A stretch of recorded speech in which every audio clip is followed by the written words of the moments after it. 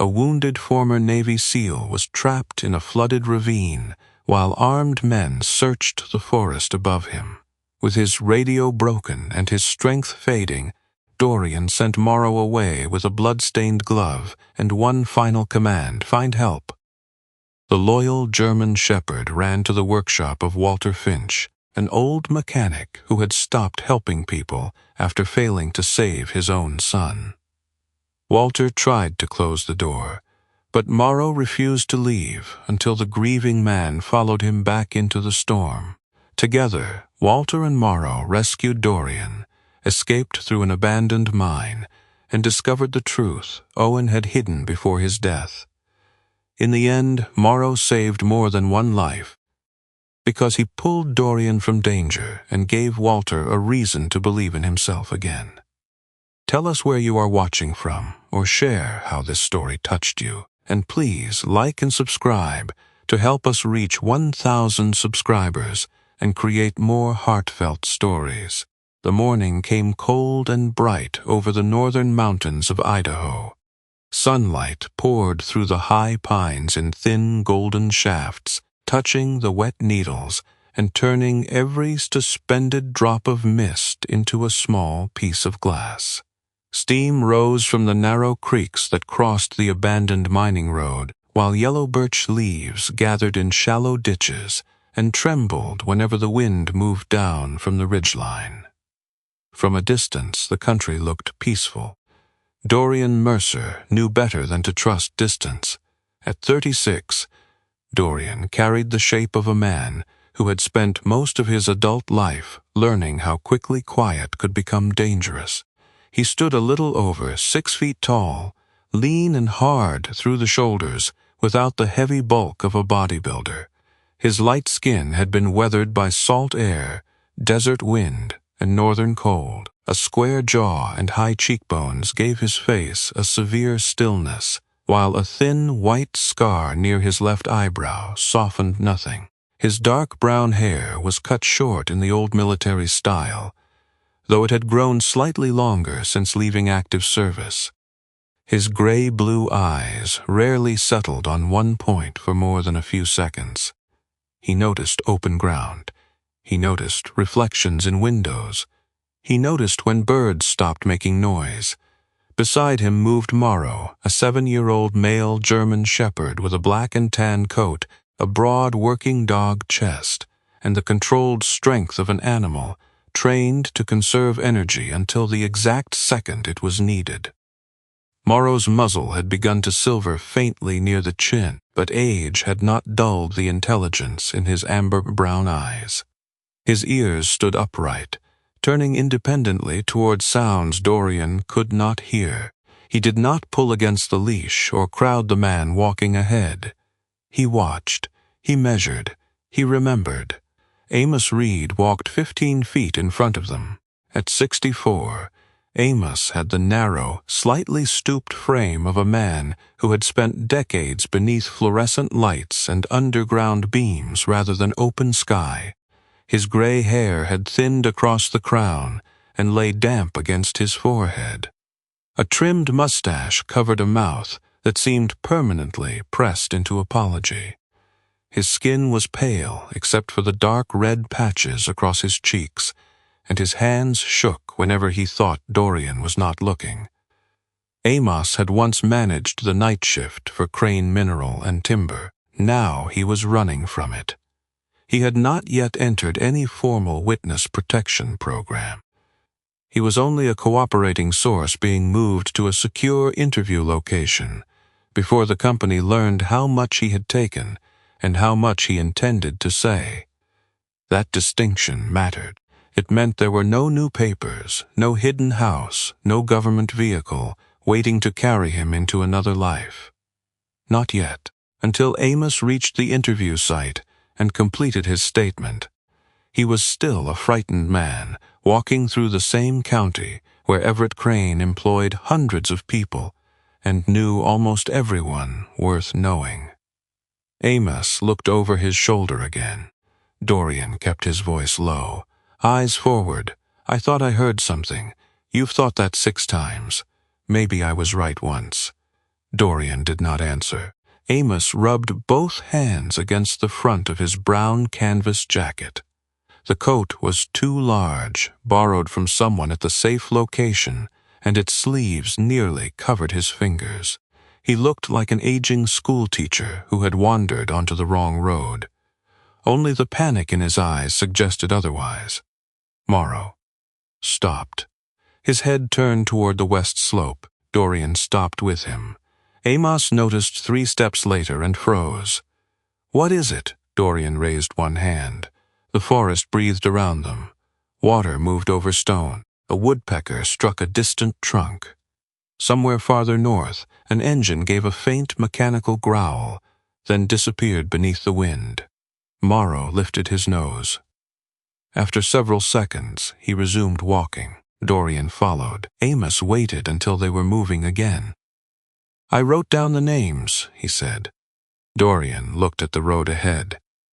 "You told Agent Harrow that. I didn't tell her all of them." Dorian said nothing. Amos swallowed. "Those people don't fear what I saw. They fear the names I wrote down." His voice broke slightly on the last word. Dorian did not ask whose names they were. His assignment was to move Amos from one location to another. Lena Harrow would ask the questions. Prosecutors would sort the evidence. Investigators would decide which names mattered and which belonged to men protecting themselves with rumor. Dorian had learned years earlier that curiosity could become a liability when the task was simple. Get the man across. Keep the dog close. Do not become part of the story. That rule had survived combat, retirement, and every private contract he had accepted afterward. It would not survive the morning. 3 hours earlier, Dorian's utility truck had struck a piece of sharp metal near an old repair shop along the Eastern Service Road. The fragment had split a fuel line just enough to spray a thin mist beneath the engine. Dorian had smelled gasoline before the warning light came on. The shop stood behind a faded sign that read Finchmote and Repair. Rust had eaten through the lower corners of the lettering. The steel door was locked, the windows clouded with dust, and a dark blue pickup sat beneath a gray canvas cover beside the building. Dorian had knocked twice. No answer. Morrow had walked to the side door, sniffed beneath it, and sat. A minute later, Walter Finch had appeared. Walter was 76, tall despite a slight curve in his back, with long arms, large knotted hands, and the heavy wrists of a man who had lifted engines before hydraulic equipment became common. His white hair had been cut unevenly, as if he had done it himself with little patience. A short gray beard covered a narrow face lined deeply around the mouth. His skin was pale and weathered, and his hazel eyes held the hard caution of someone who had stopped expecting visitors to bring anything but trouble. He wore faded work pants, an old red flannel shirt, and oil-dark boots. He did not invite Dorian inside. He crouched beside the truck, examined the split line, then disappeared into the shop. When he returned, he carried a metal clamp and a short piece of reinforced hose. "This gets you 7 miles, Walter said. Dorian offered cash. Walter looked at the folded bills as though money were a language he no longer spoke. "Keep it." Dorian glanced at the locked shop. "You still do repairs?" "No, you just repaired mine." Walter tightened the clamp one final time. "This isn't a repair." He stood slowly. "It's enough to keep you from dying in the road." Behind him, an old generator coughed steadily near the workshop wall. Morrow watched Walter move, taking in the smell of machine oil, old leather, cold metal, and the blue pickup beneath the cover. Walter looked at Morrow once. The dog looked back. Something unreadable passed between them, so brief that Dorian dismissed it. Then Walter closed the door. Now, as the mining road narrowed toward the bridge, that encounter felt less accidental. Dorian did not yet know why. The wooden bridge crossed a steep ravine where snowmelt had carved a fast, narrow creek through dark rock.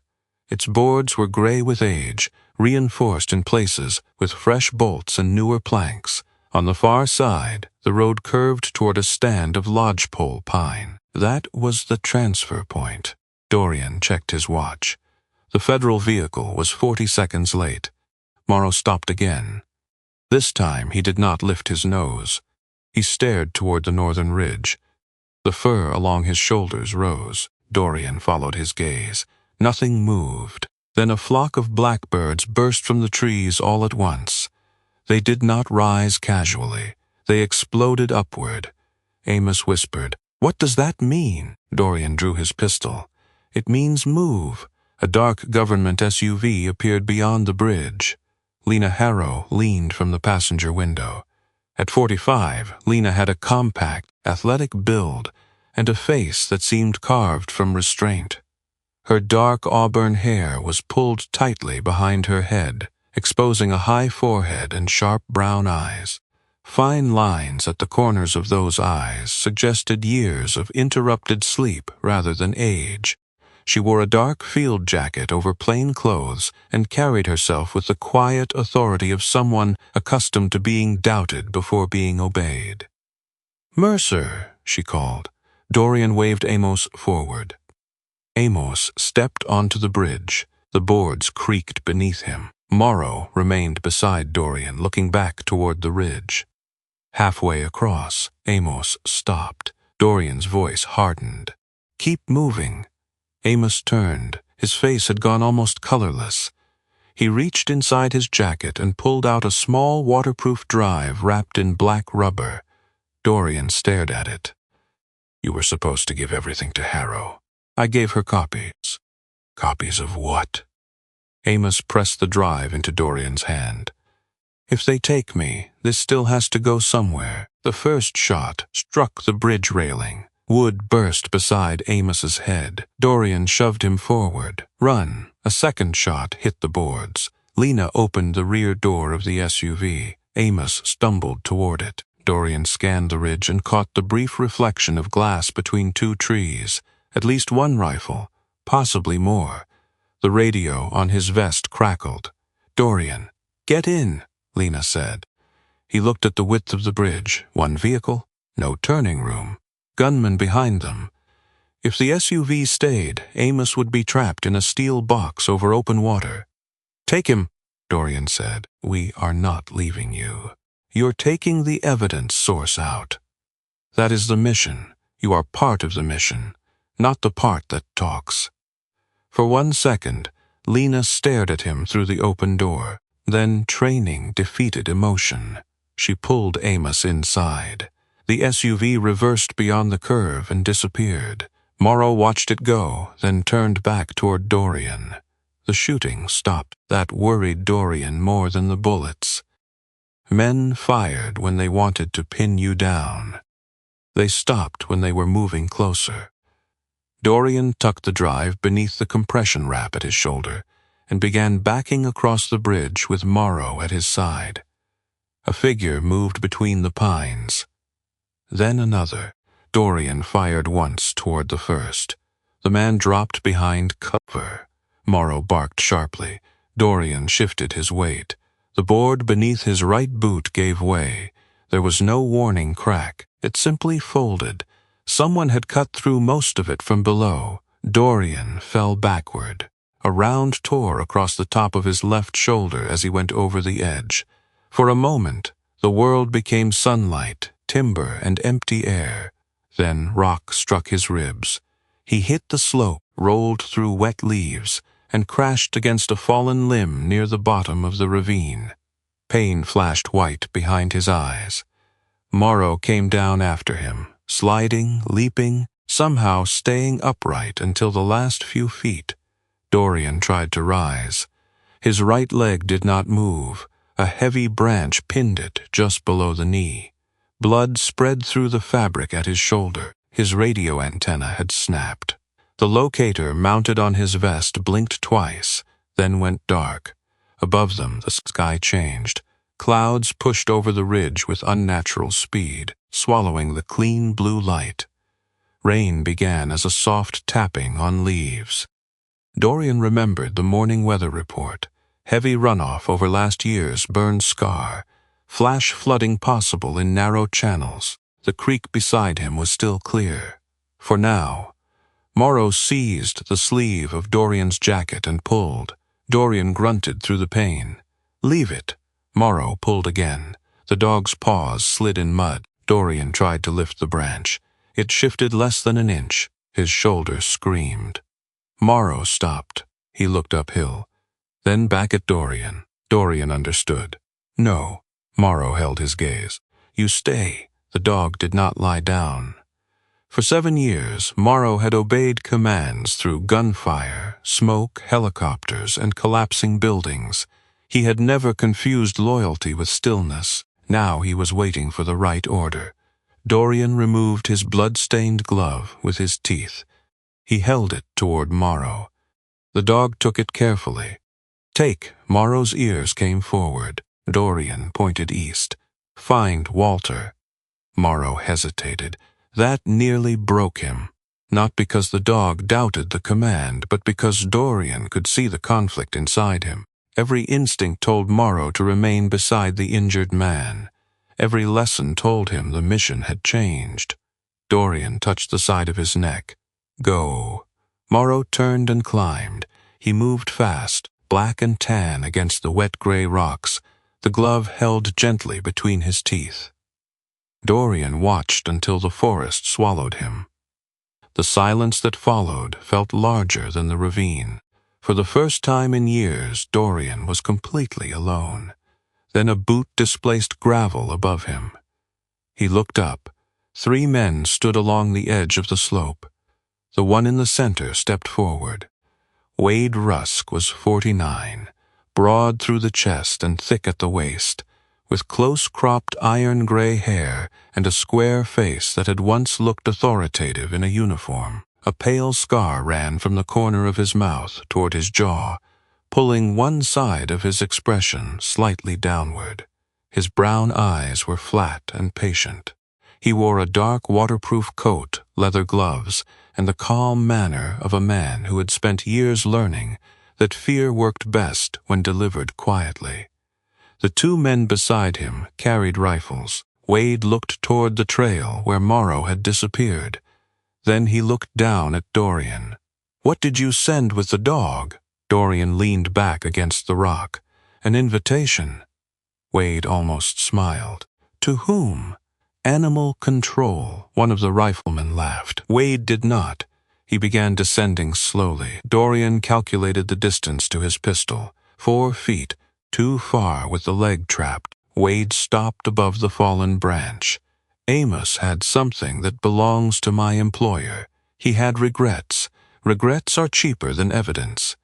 Dorian kept his breathing even. The drive pressed beneath the wrap at his shoulder. He could feel its hard edge against the wound. Wade studied him. Dorian wondered whether he had seen Amos pass the device, whether he knew it was hidden, whether the question about Morrow was only bait.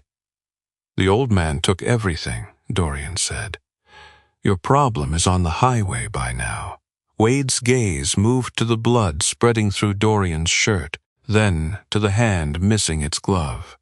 "You were always bad at lying when you were hurt."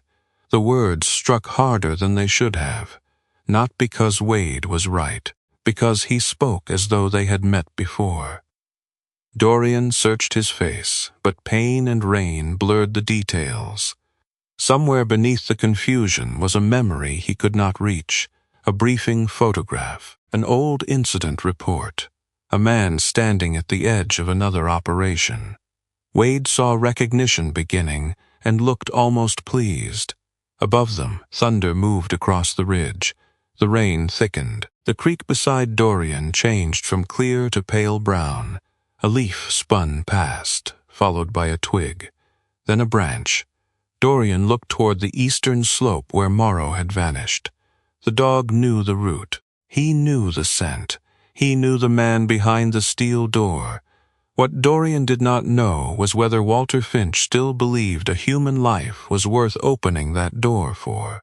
Walter Finch woke at 5:40 every morning, although no customer had waited outside his workshop in nearly 6 years. The habit survived everything else. It survived his wife's death, the closure of the repair business, the silence of the telephone, and the gradual fading of the painted letters above the steel door. Even after the people of Cedar Hollow stopped asking when Finch Motor and Repair would reopen, Walter still rose before daylight as though a full schedule of broken transmissions and worn brake lines waited for him. The living quarters behind the workshop were small and kept with the severe order of a man who no longer expected company.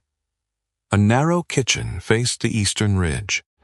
2 wooden chairs stood at the table, although only one had been used in years. Walter filled the same dented kettle, measured the same amount of coffee, and set 2 mugs beneath the cabinet light. The first cup was black. The second held 1 spoonful of sugar. That was how Evelyn had taken it. Walter placed her cup beside the empty chair and never looked directly at it again. At 76, he remained tall, though the years had pulled his shoulders slightly forward.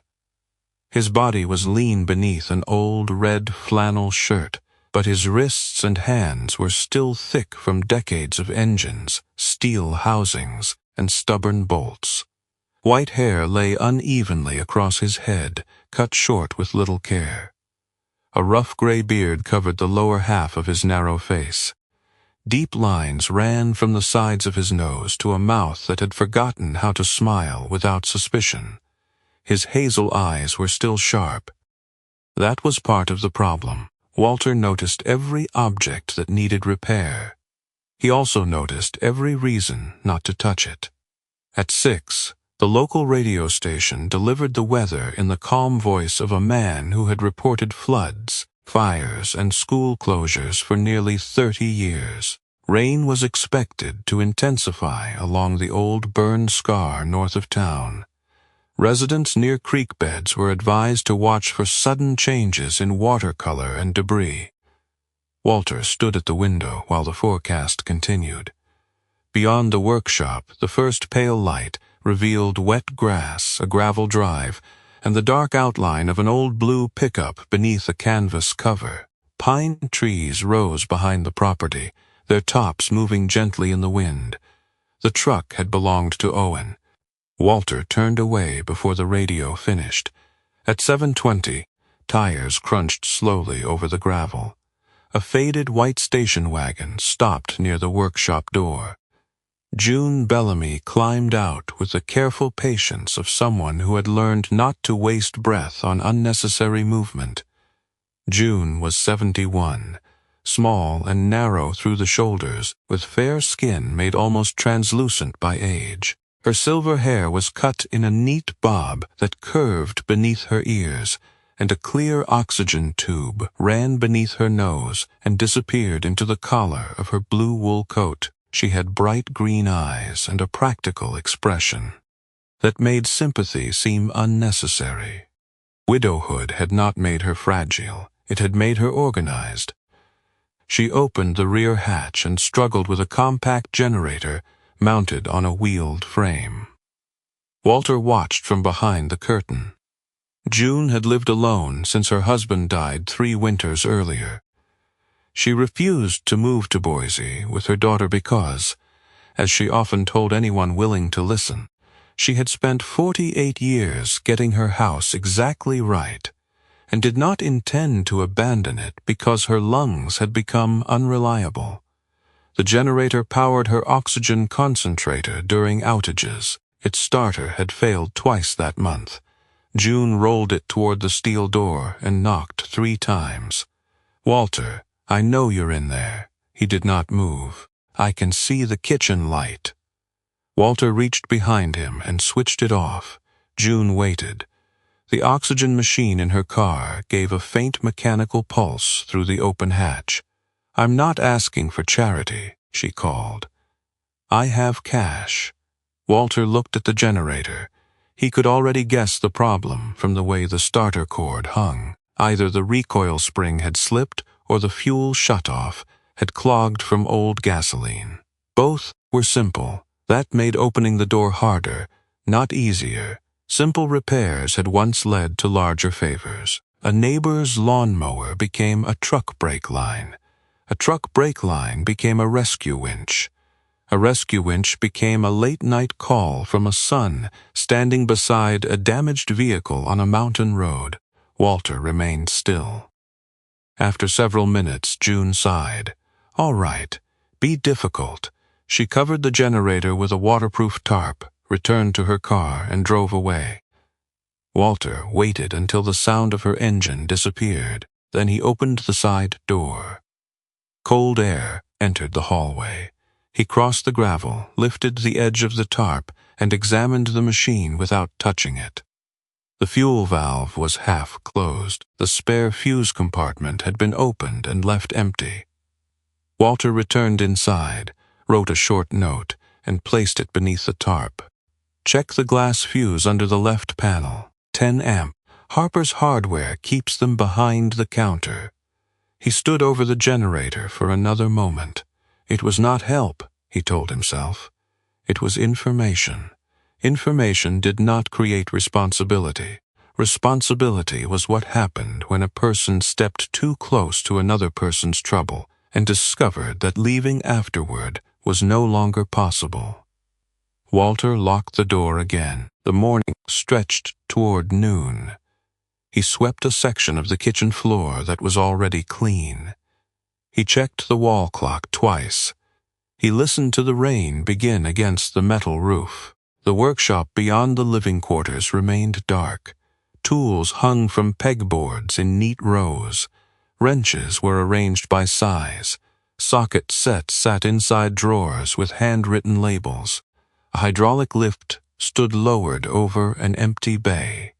Dust had settled across the workbench, except for one narrow strip where Walter occasionally rested his hand without realizing it. The place did not look abandoned. It looked paused.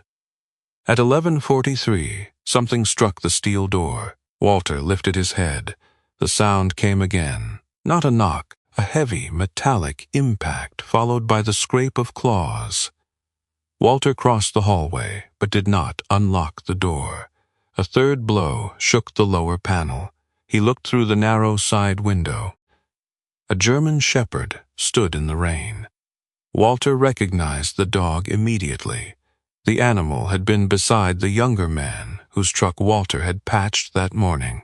7 years old, perhaps, though the broad chest, strong hind quarters, and steady posture suggested a working dog still capable of long effort. Its coat was black across the back and saddle, warm tan along the legs and face. Rain had flattened the fur around its neck. Mud darkened its paws. Its amber-brown eyes were fixed on the door with an intensity that did not resemble hunger or fear. Something hung from its mouth. A black glove. Blood stained the fingers and cuff. Walter's hand rested on the lock. For one breath, he was no longer in the hallway. He stood on a mountain road 6 years earlier, with a telephone ringing in his pocket. Then the dog struck the door again. Walter opened it no more than 12 inches. The shepherd stepped forward, placed the glove on the threshold, and backed away. Walter bent slowly. The blood was fresh.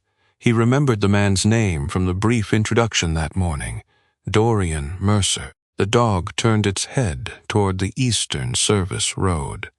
Then it looked back at Walter. "You came to the wrong place," Walter said. The shepherd did not move.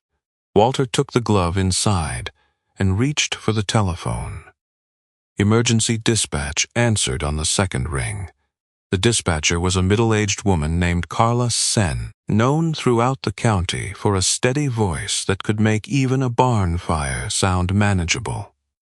Walter had never met her, but he recognized the clipped precision of someone handling too many problems at once. "County Emergency Services. What is your location?" "Finch Workshop, Eastern Service Road. What is the emergency?" A working dog arrived with a bloody glove. Its handler may be injured near the old mining route. Carla paused long enough to type. "Do you know where?" "No." Do you know the handler's condition? No. Is the dog injured? Walter looked through the gap. The shepherd stood with its weight balanced, breathing hard but evenly. No. We have a slide blocking Route 12 and 2 rescue units committed north of the burn scar. Fire Chief Hollis is assembling volunteers, but we need a search area. May Hollis. The name landed heavily. May was 63 now, broad-shouldered, iron-haired, and still in command of the volunteer fire department she had joined before Owen was born. She spoke plainly, forgave slowly, and had never accepted Walter's claim that closing the workshop was the same as grieving.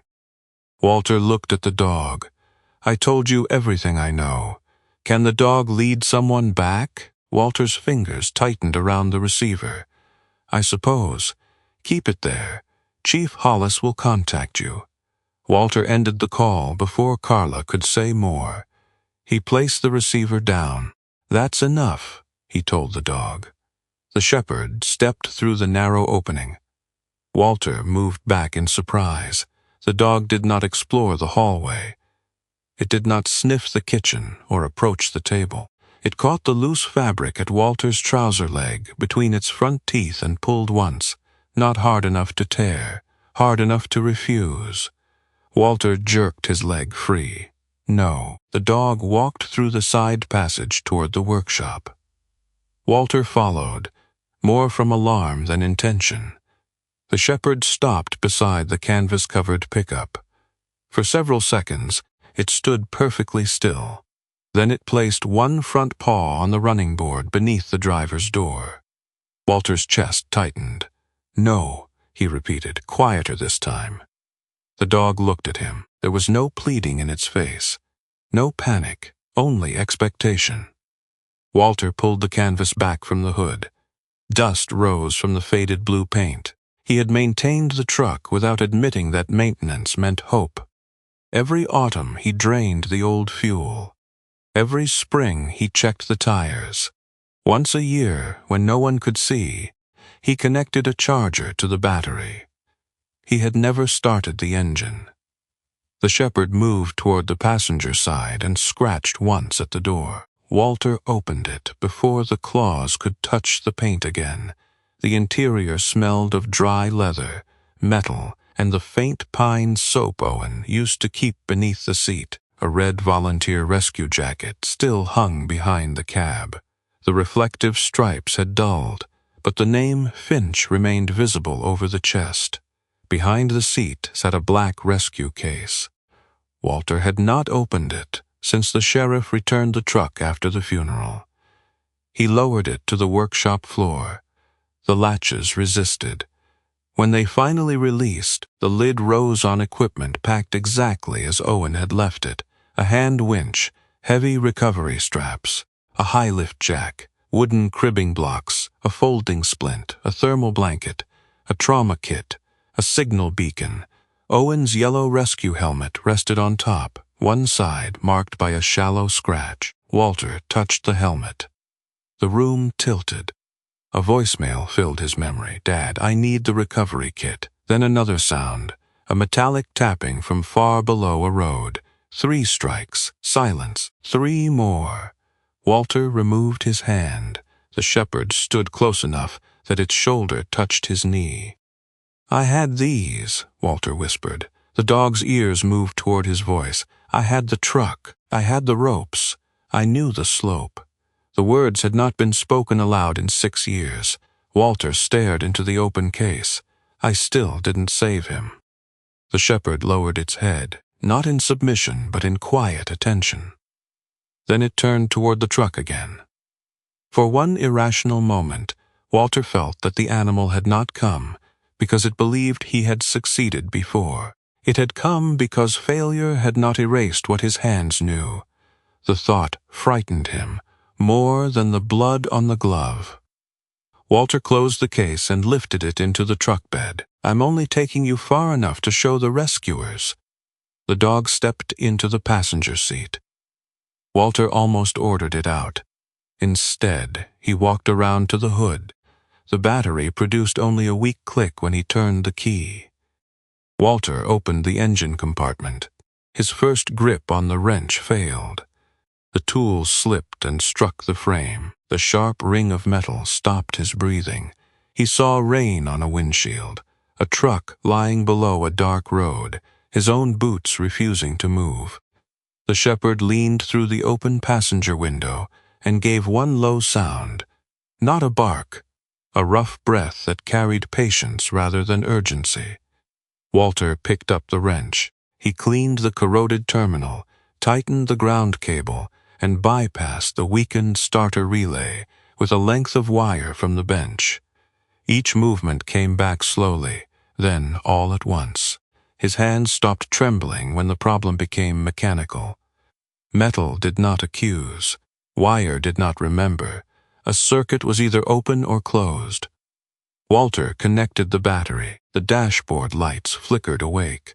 Owen's old VHF scanner powered on with them. Static filled the cab. Walter reached to switch it off. The scanner stopped on a stored industrial frequency. A man's voice emerged through the interference. Trail crossed the creek. Dog is heading east. Another voice answered. Check the residences along the maintenance route. Walter froze. The shepherd's body stiffened in the passenger seat. The first voice returned, thinner beneath the rain. Start with the old repair place. Walter looked toward the workshop windows. Across the distant county road, a black SUV moved slowly past the opening between two rows of pine. It did not stop. It did not need to. Walter understood what the men on the radio understood. The dog had carried more than a request for help. It had carried danger directly to his door. He could remain inside and wait for May Hollis. That was the reasonable choice. It was also the choice he had made 6 years earlier. Wait. Let someone better prepared arrive. Tell himself afterward that he had not known enough. The shepherd stepped fully into the passenger seat and faced the windshield. Walter looked at Owen's helmet behind him. Then he looked through the open workshop door at June, Bellamy's covered generator, standing alone in the rain. 2 broken machines waited on his property. One might keep an old woman breathing. The other had once belonged to a son who believed his father would come when called. Walter turned the key. The engine coughed once, then started with a deep, uneven rumble. He closed the workshop door, but did not lock it. For the first time in 6 years, Walter Finch drove Owen's truck beyond the edge of the gravel yard. He did not know whether he would return to repair June's generator. He only knew there was a wounded man somewhere beyond the trees and a dog beside him that had refused to accept a closed door as an answer. Rain followed Walter's truck into the lower timber road. It did not fall hard enough to erase the landscape, but it softened everything. Pine trunks darkened. Dust became mud. Yellow leaves pasted themselves to the windshield and slid away whenever the old wipers crossed the glass. Walter kept both hands on the steering wheel. Morrow sat in the passenger seat, his black and tan body angled toward the narrow opening in the window. The 7-year-old German shepherd did not waste energy pacing or whining. His amber-brown eyes moved between the roadside, the tree line, and Walter's hands. Every few seconds, his nostrils widened as he tested the air flowing into the cab. Walter had expected fear to feel like panic. Instead, it felt like concentration. He noticed the old truck's uneven idle, the softness in the brake pedal, and the vibration beneath the seat whenever the engine climbed above 30 miles an hour. These were ordinary mechanical details, familiar enough to give his mind somewhere safe to rest. The road ahead was not safe. The eastern service route descended through a narrow valley before joining the main county road. From there, the bridge area could be reached faster. Walter intended to take that route. He had already lost too much time. At the junction, he turned the wheel toward the pavement. Morrow gave a low growl. The sound was not directed at Walter. The dog leaned forward, ears fixed toward the bend. Walter slowed. Through the rain, he saw a black SUV parked partly across the road. Its hood was raised. A man in a dark jacket stood beside the front wheel, with one knee bent as though inspecting a tire. The scene looked convincing from a distance. Too convincing. No jack rested beneath the vehicle. No spare tire lay nearby. The man's hands were empty. A second shape moved behind the tinted glass. Walter stopped before the truck entered the open section. Morrow's growl deepened. The man beside the SUV raised his head. Walter reversed slowly, keeping his movements unhurried. He did not want the man to know he had recognized the trap. The stranger watched until the trees closed between them. Then Walter turned onto a narrow dirt track that sloped south through the forest. The track had once carried drilling equipment toward the older mine entrances. Grass grew along the center now, and young alder branches scraped both sides of the truck. "You knew," Walter said. Morrow continued, watching the rear window. Walter glanced at him. "You smelled them?" The dog's ears moved, but he offered no answer beyond the one already given. Walter drove deeper into the old service country. He had avoided these roads for 6 years. Some had collapsed under winter runoff. Others ended at locked gates or abandoned loading platforms. Walter still remembered their turns. He had repaired machinery along them before Owen joined the volunteer rescue department, before the mine changed owners, before Everett Crane's company signs appeared on every fence. At the next curve, Walter saw a rusted emergency marker leaning against a pine. "Moot 4. The words brought a voice into the cab. "Dad, I need the recovery kit." Owen's message had arrived at 8:17 on a November evening. Walter had been standing in the workshop, still angry from their argument. Owen had accused Crane's supervisors of using the closed tunnels after midnight. Walter had told him to stop looking for trouble that did not belong to him. Owen had said trouble belonged to whoever was willing to notice it. Then he had left. When the phone rang, Walter watched Owen's name on the screen until it stopped. The second call came 6 minutes later. Walter answered that one, but all he heard was wind, broken words, and his son saying he had gone off the road. Walter tightened his hands around the wheel. He had always told people he arrived too late. That was easier than saying he arrived while the headlights were still shining. Easier than admitting he heard the knocking from inside the overturned truck. 3 strikes, a pause, 3 more. Walter had stood above the slope holding the recovery hook. The ground had been wet. Loose rocks were still falling. He had told himself one step forward might send the vehicle farther down. He had waited for the rescue crew. By the time May Hollis reached the site, Owen had stopped knocking. Morrow shifted suddenly. One paw struck the lower dashboard. Walter looked ahead. A pile of branches lay across the road. He began to steer around it. Morrow hit the dashboard again, harder. Walter braked. The truck stopped less than 10 feet from the obstruction. He opened the door and stepped into the rain. At first, the road appeared blocked by storm debris. Pine limbs had been laid across a patch of mud and covered with wet leaves. Walter moved closer. The ground beneath the branches dropped away. Someone had dug a trench almost 4 feet deep across the track, then hidden it well enough to catch a vehicle moving at speed. Fresh shovel marks showed along the edges. A dark stain spread across one side of the dirt. Walter crouched and touched it with 2 fingers. Diesel fuel. Near the trench, the heel of a heavy boot had pressed a sharp pattern into the soil. This was no washed-out road. Someone had prepared it. Morrow stood beside the truck, looking past Walter toward the forest behind them. Walter straightened slowly. The black SUV had not been the only plan. Whoever controlled these roads had expected someone to choose an alternate route. Perhaps not Walter. Perhaps anyone trying to reach the bridge. He returned to the truck and backed nearly half a mile to an older logging spur.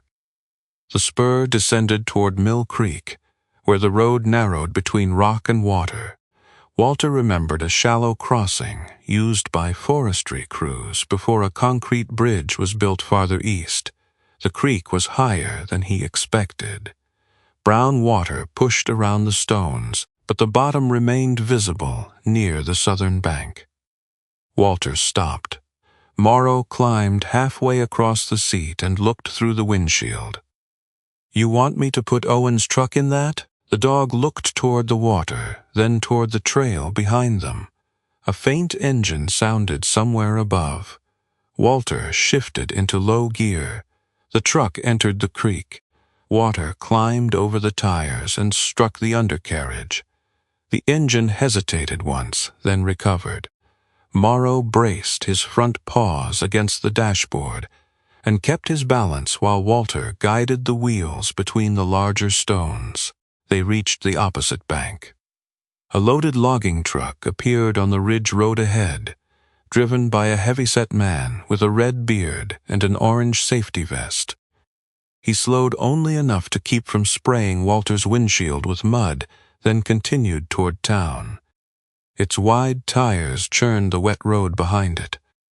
Walter watched the fresh tracks spread over his own. The logger had no idea what he had done. For the first time that morning, Walter felt something close to relief. Rain and diesel would confuse the scent. The crossing would break the clearest trail. The logging truck had buried the tire marks beneath a broader pattern. Morrow turned toward him. Walter almost said they had been fortunate. Instead, he remembered Evelyn telling him that people often called something luck when they were afraid to call it grace. He had laughed at her then. He did not laugh now. Several miles north, Dorian Mercer sat against a wet wall of rock and watched Wade Rusk descend the slope. The branch pinning Dorian's leg had shifted under the rising water, but not enough to free him. His left shoulder burned where the bullet had torn through skin and muscle. Each heartbeat pushed fresh warmth beneath the compression wrap. Wade stopped beyond arm's reach. He had removed his waterproof hood, exposing close-cut iron-gray hair darkened by rain. The pale scar along his jaw pulled when he spoke, giving even calm words the shape of contempt. "Where is the drive?" Dorian rested his head against the rock. "You keep asking, as though the answer improves with repetition." Wade's brown eyes moved over him. "You gave it to Amos. That would be the intelligent choice. And you stayed behind with nothing. That would be the heroic choice." Wade crouched slightly. "You never were heroic, Mercer. Efficient, yes. Obedient when it suited you. But not heroic." The familiarity in his voice confirmed what Dorian had begun to suspect. They had crossed paths before. Not face to face. A report, perhaps. A private security contract. An operation where Wade had supplied names, vehicles, or access. The memory remained just beyond reach. One of Wade's men stood higher on the slope, a narrow-shouldered man with a shaved head and a dark rain shell. His name was Kellen Price. He was 33, restless, quick-eyed, and eager to prove usefulness before anyone questioned it. A poorly healed break had left his nose crooked. He carried his rifle too tightly, as though the weapon gave shape to a confidence he did not naturally possess. Wade pointed toward Dorian.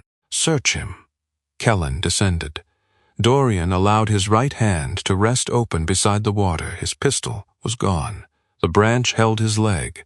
He had one functioning arm, a damaged shoulder, and almost no leverage. Kellen still approached cautiously.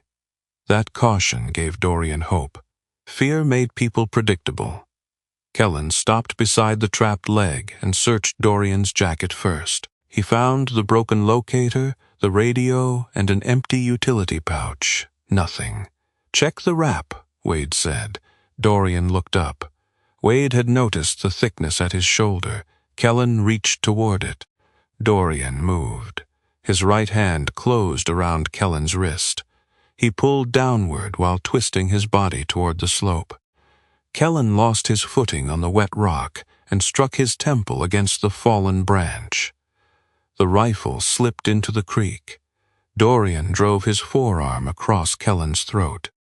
Kellen struck his wounded shoulder. Pain tore through Dorian's vision. He almost released him. Instead, he shifted his weight and slammed Kellen's head once more against the wood. The man went still. Wade raised his pistol. Dorian dragged Kellen's body partly across himself, using him as cover. Blood ran faster beneath Dorian's sleeve. Wade did not fire. The angle was poor, and he still wanted the drive. "That bought you minutes," Wade said. Dorian looked toward the eastern ridge. Minutes might be enough. Walter followed Morrow along a narrow trail above the ravine. They had left the truck beneath a stand of fir where the road became too soft. Walter clipped an old rescue lead to Morrow's collar, though the dog did not need guidance. Morrow moved with his nose low, pausing at crushed ferns, scraped bark, and impressions in the mud. Walter's right knee ached with every descent. He had injured it decades earlier beneath a transmission lift and never allowed a surgeon to repair it properly. Pride had seemed cheaper than recovery then. Age had collected the difference with interest. Morrow stopped beneath a cedar branch. A strip of dark fabric hung from a broken twig. Walter touched it. The material was reinforced and wet with blood. Below it, a single red drop marked a stone before the rain could wash it away. "Close," Walter whispered. Morrow pulled forward. The slope steepened. Walter wrapped the lead once around his wrist. He could still turn back. He could climb to the truck, meet May Hollis, and let trained rescuers continue. No one knew how close he had come. No one would accuse a 76-year-old man of cowardice for refusing to descend toward armed strangers. Then a gunshot broke through the trees. Morrow surged. The lead tore free of Walter's hand. The German shepherd disappeared over the edge of the slope. Walter followed. He caught one branch, then another, lowering himself through wet leaves. His knee buckled once. He struck the ground with one hand and nearly lost the rescue case strapped across his back. Voices rose from below. Walter reached a narrow ledge. From there, he could see the bottom of the ravine. Dorian lay beside the creek with a man's body across him. Another figure stood on the opposite slope, pistol raised but not firing. Wade's voice carried through the rain. "Mercer, you still have time to tell the truth." Walter froze. This was not a lost hiker, not an accident, not a simple rescue delayed by bad weather. Someone had trapped the road, blocked the bridge, followed the dog, and cornered an injured man in a ravine. This had been planned. Morrow bounded over the last rocks. Wade turned toward the movement. For one terrible second, Walter thought he would shoot the dog. Instead, Morrow cut behind a fallen trunk and reached Dorian from the lower side. The German shepherd pressed his nose against Dorian's chest, then his neck, checking breath and consciousness. He whined once, a small sound almost lost beneath the creek. Dorian's eyes opened. He saw Morrow first. Relief softened his face for only a heartbeat. Then he looked beyond the dog and found Walter standing above the slope. "You really came," Dorian said. Walter held the tree beside him. 6 years earlier, Owen had waited beneath twisted metal for the same proof. Walter had no answer. He began climbing down. Morrow reached Dorian before Walter reached the bottom of the ravine. The German shepherd lowered his head and moved over Dorian's body with the precision of an animal returning to work rather than greeting someone he loved. He smelled the torn shoulder, Dorian's mouth, the pinned leg, and the muddy water collecting around his boots. His amber-brown eyes stayed alert. His ears turned toward the upper slope, then back toward Dorian's breathing. Only after finishing his inspection did Morrow look at Walter. There was no joy in that look, no relief. The dog had brought help, and now he expected the help to begin. Walter descended the final stretch with one hand wrapped around a wet root. His knee trembled when his boots reached the narrow strip of ground beside the creek. Up close, Dorian looked worse. The bullet had torn through the upper part of his left shoulder, ripping fabric and skin, but missing the joint. Blood darkened the tactical shirt from collar to upper arm. His face had lost color, and rainwater ran through the short, dark hair at his temples. His right leg remained trapped beneath a broken limb, almost as thick as Walter's waist. Kellen Price lay several feet away, unconscious but breathing. Walter looked toward the opposite slope. Wade had withdrawn higher into the trees, no longer visible from below. That did not mean he had left. Walter crouched beside Dorian. "Can you feel your foot?" "Yes." "Move your toes." Dorian did. The motion was small, but present. Walter touched the boot, then the lower leg above it. There was swelling, but the angle did not suggest a complete fracture. The branch pressed more heavily against the outside of the calf than the knee. The creek rose another inch while Walter watched. The water had turned from pale brown to the color of weak coffee. Twigs spun past their boots. Farther upstream, something larger struck a rock with a hollow crack. Walter knew that sound. Not yet a flood, a warning of one.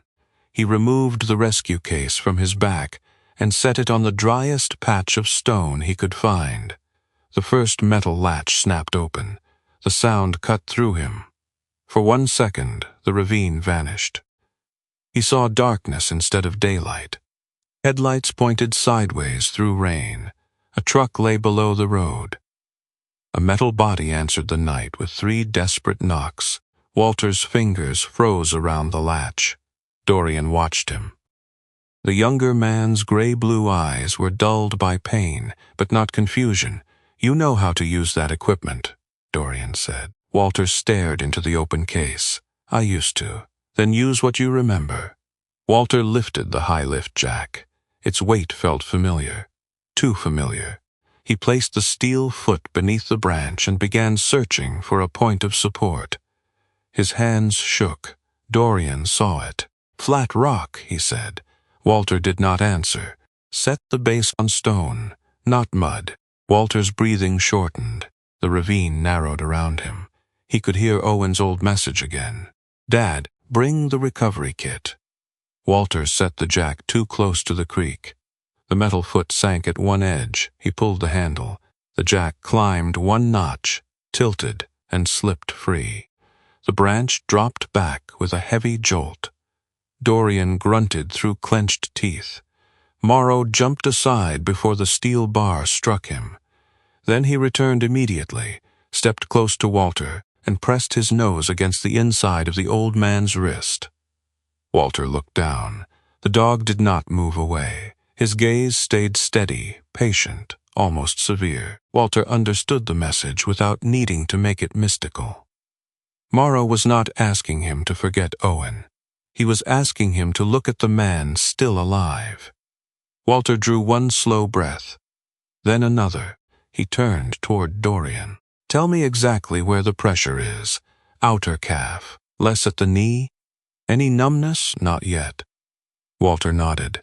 This time he studied the ground before touching the jack. A broad slab of granite protruded from the mud beneath the branch. He cleared debris from its surface, then placed the jack foot squarely against it. He used 2 blocks of cribbing to prevent lateral movement and looped a recovery strap around the upper section of the broken limb. Dorian watched each step. "Do not try to lift the whole thing," he said. "I know." Walter's voice came out sharper than intended. Dorian did not react. "Then lift only enough for me to turn my leg." Walter adjusted the climbing mechanism and tested the handle. The jack rose one notch, then another. The branch shifted. The cribbing held. Walter stopped and checked the angle. Morrow moved to Dorian's head and lowered his body beside him. Dorian placed his right hand against the dog's shoulder. "One more," Dorian said. Walter pulled. The branch lifted barely 2 inches. It was enough. Dorian dragged his leg toward himself. The movement tore a sound from him that he tried to swallow. His heel cleared first, then the calf. Walter held the jack steady until the leg came free. "Clear," Dorian said. Walter released the mechanism slowly. The branch settled back into the mud. For several seconds, none of them moved. Then Walter knelt beside Dorian's leg. The boot remained intact. No bone had broken through the skin. The lower leg was already swelling badly, and the knee resisted extension. Walter opened the trauma kit. "Can you stand?" Dorian tried to push himself up. His injured shoulder collapsed under the first effort. Morrow shifted beneath his good arm, giving him support. Dorian managed to sit but could not rise. "No," he said. The single word contained more anger than fear. Walter recognized it. Not anger at the wound. Anger at the body for becoming something that needed help. Walter unfolded the splint and began securing it along the outside of Dorian's leg. "You saved the man you were moving?" he asked. "Yes." "Then stop looking like this was a failure." Dorian glanced at him. Walter tightened the lower strap. "I am lying in a creek while armed men look for me. You are alive in a creek. That is a low standard. It is the only standard that matters until we get out." Dorian almost smiled. "Almost." Walter wrapped the shoulder wound with fresh compression gauze. The bullet had passed through flesh without embedding, but blood continued to seep beneath the dressing. Morrow suddenly raised his head. The change in him was immediate. His ears turned toward the western slope. His mouth closed. The muscles along his back tightened beneath the wet coat. Walter heard nothing. Dorian did. "Movement," he whispered. A small stone rolled somewhere above them. Then another. Wade's men were coming down.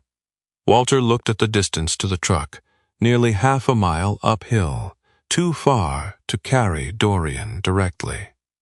He opened the remaining rescue equipment and pulled out a compact drag sheet designed for moving injured people over rough ground. Dorian saw it. "That will be slow. So will dying here." Walter rolled Dorian onto the reinforced fabric. Morrow stayed close, stepping around the injured leg with careful precision. Walter clipped the forward strap around his own waist. Dorian stared at him. "You cannot pull me that far." Walter tightened the belt. "Good thing I did not ask your opinion." The first rifle shot struck a rock 20 feet downstream. Stone splinters scattered across the water. Morrow barked once. Walter began pulling. The drag sheet moved over wet leaves and shallow mud. Each step sent pain through Walter's knee and lower back. Dorian used his good arm to push away stones and keep the injured leg from striking roots. Morrow ranged ahead, then doubled back, never moving far enough to lose sight of either man. They reached a section where the slope leveled beneath the trees. Walter stopped, bent over, and fought for air. Dorian looked toward the ridgeline. "They will cut us off before the truck. Not if we do not take the road." Walter pointed east. "There is an old maintenance tunnel through the ridge." Dorian's eyes narrowed. "How far?" "Less than a mile from the truck." "You know it is open?" "No, that is not comforting." Walter lifted the strap again. "The bridge is behind us. The main road is blocked. The creek is rising. Comfort is no longer one of the options." They reached the truck after what felt like an hour, but could not have been more than 15 minutes. Walter lowered the tailgate and used the recovery straps to slide Dorian into the bed without forcing weight onto the injured leg. The truck had a narrow rear bench inside the extended cab. but moving him through the door would cost time they did not have. A second shot snapped through a branch nearby.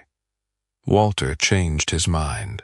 He pulled the rear door open and used the drag sheet as a sling, lifting one end while Dorian hauled himself with his good arm.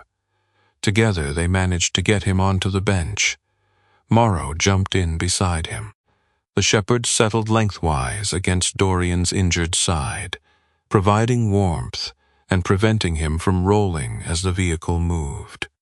Walter climbed behind the wheel. The engine started on the first turn. He drove. The logging trail narrowed almost immediately. Mud pulled at the tires. Branches scraped the doors. Dorian braced one hand against the seat, while Morrow kept his body pressed firmly against him. Walter chose turns from memory. Not all the landmarks remained. One loading platform had collapsed. A storage shed had become a roofless frame. The painted route markers were nearly invisible beneath moss. Still, his hands knew where to steer. A bullet shattered the rear window. Glass sprayed across the cab. Morrow lowered over Dorian's chest. Walter ducked but did not slow. The truck struck a rut and fishtailed toward the edge of the road.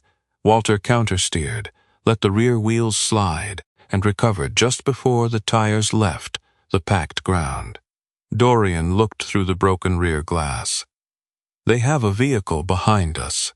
Walter checked the mirror. The black SUV appeared between trees, gaining. The entrance to the maintenance tunnel came into view around the next bend. A steel gate covered the opening. Walter drove straight toward it. Dorian looked ahead. "That gate is closed. I can see that. You have another plan? I have an old one." Walter stopped beside a rusted control box mounted on a concrete post. He grabbed Owen's flashlight and climbed out. The control box opened with resistance. Inside, the wiring had been cut and the electrical supply removed years earlier. Walter moved his hand along the underside until he found a recessed panel. He pressed two spring clips. A narrow steel door opened, revealing a folding manual crank. Dorian watched through the windshield. "You installed that? I repaired it more times than the company paid me for." Walter inserted the crank into the emergency gearbox. The first turn barely moved. He leaned his weight into it. The gate rose an inch. Morrow jumped from the truck and placed himself between Walter and the road behind them.